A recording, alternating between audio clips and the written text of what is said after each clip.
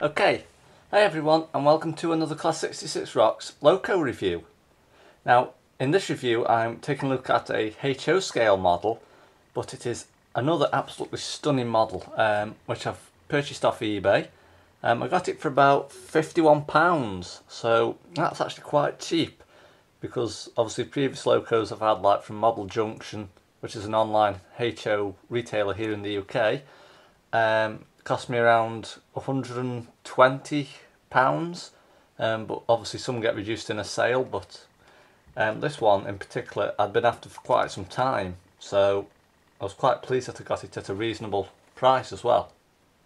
So without further ado, let's have a look at what we've got today then.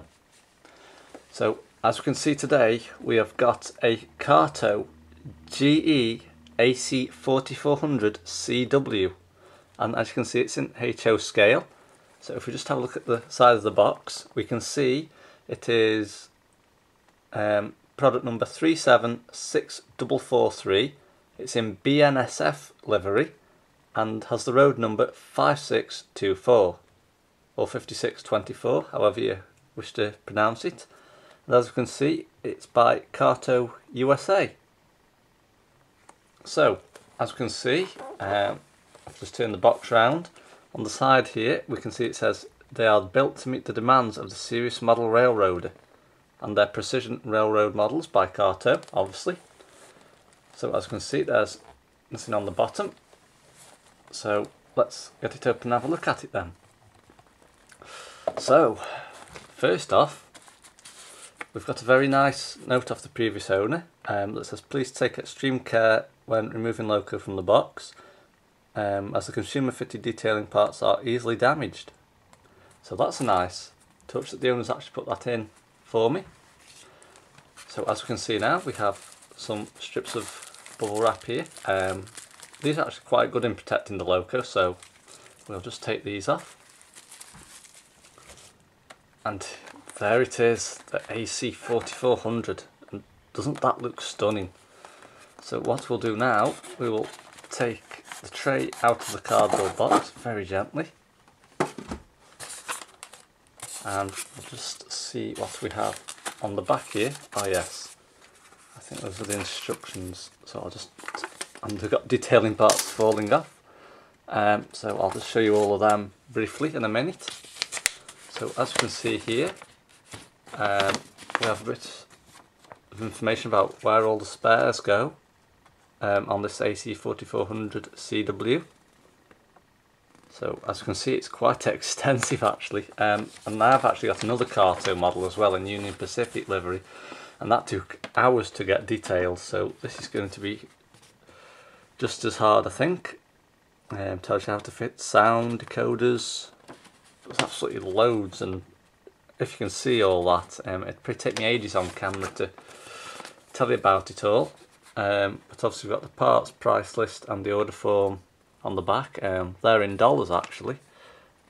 So obviously, and it also tells you where you can order Kato parts from. But obviously we're not going to be ordering from the US, I don't think.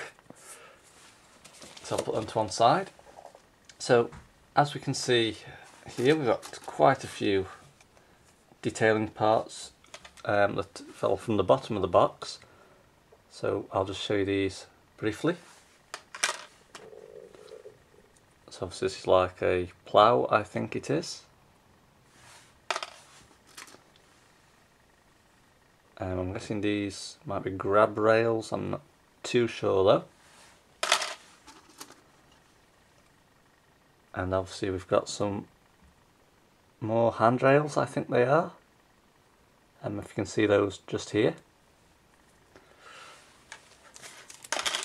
There's quite a lot of parts. I mean, I think some parts are actually fitted, but these, I think, yes they are. These are etched road number plates, I think. No, they're not etched. I don't think they're etched road number plates to the side of the locomotive. I think what these are, I think they fit in the top of the cab, but I'll show you that in a minute when we get to it. So as we can see, we have the locomotive here, so if we just turn the box round, you can see we've got two holes in the back of the box just there. So what I'm going to do now, I'm going to slowly put my fingers at the back of the box and lift this stunning locomotive out. So what I'll do now, I'll just take that off there, which obviously protects the bottom half of the locomotive. So we'll put that to one side. And here we have it, the Kato GE-AC4400CW. And I've got to say, it has got quite a bit of weight to it, so the more weight it has, the better haulage power this locomotive will have when it's running on the new layout at my new house. So hopefully, as you may have heard on a previous video, it's around 4 weeks, fingers crossed, and then we will be moving into our new house, finally. I think it's a huge weight off my shoulders as well. So, let's start with the front of the loco. As we can see, I think these might be where those two road numbers went that I showed you that are out of the box.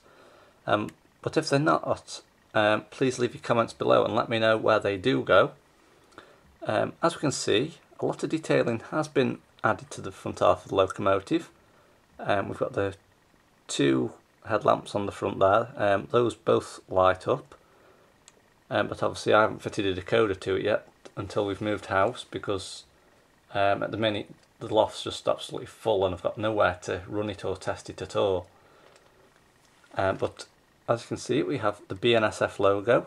Now BNSF stands for Burlington Northern Santa Fe, if some of you didn't know that, but I'm sure a lot of you and a lot of the American railroaders and rail fanning fans, they'd already know this anyway, so just ignore me if you're watching from the US.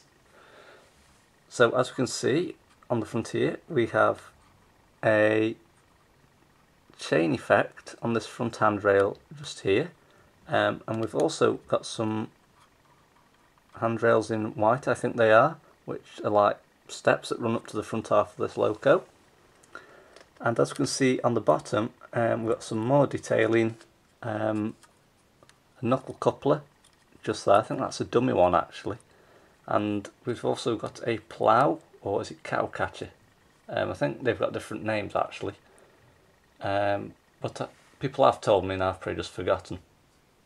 So, turning the loco round to the side now, as we can see here, we have the road number 5624 or 5624. We've got loads more detailing running along the side of the loco, handrails running from one length of the loco all the way to the back. And as you can see, the back half of the locomotive, we've got some very nice etched grills. I can just about feel the top ones with my finger because I don't want to put my hand in and take all this detailing off here. But as you can see, we have the stunning BNSF logo in yellow. Now there is two variations of the BNSF logo. There's this one with the yellow writing, which I think is called Heritage 2 paint scheme. I think my friend Danny knows about these. Trains Big and Small on YouTube. I watched one of his videos the other day actually, and he did mention the Heritage 2 paint scheme. So I think the black lettering is Heritage 1 paint scheme. Correct me if I'm wrong though. But as we can see underneath, I'll just show you this, we have 6 wheels on either bogie at the front and the back. And as we can see here, we have the fuel tank in silver. So what I'll do now, I'll slowly turn this locomotive round to the back. So as we can see on the back here, again on the top we have the 2 directional lights which light up when the loco is going in reverse. We have the road number on the left and right hand side, which is 5624, and in the middle here we have an old BNSF logo with Burlington Northern going clockwise over the top, railway going anti-clockwise the other way on the bottom, and in the middle on the cross there it says Santa Fe, if you can see that. So as we can see on the back we have a knuckle coupler, that's one that will be used when pulling stock, and we also have some very high level of detailing, including grab rails, handrails, etc. So what I'll do now, I'll just turn the loco around to the other side. So as we can see on this side, again, we have some very nice etched grills running along the back of the locomotive here. As you can see, we have the BNSF lettering running across the side in yellow. That's on the orange background. Again, we have the road number 5624 on the side of the locomotive here. And again, we have handrails which are very, very delicate, running from the back of the locomotive or the front, depending which way you want to look at it. So I don't want to put my fingers in towards the grills and, like I say, rip all this detailing off. So as we can tell, and see rather, on the top half of the locomotive, we have some very nice etched grills again on the back end of the roof. I think this is actually where the smoke comes out of the locomotive. And as we can see here, we also have some air horns just there. One's facing the front and one's facing the back. And we've also got this object here, and I'm not too sure what that is, but if you do know, please leave your comments below. But that's it basically. The Kato GE-AC4400CW in BNSF livery.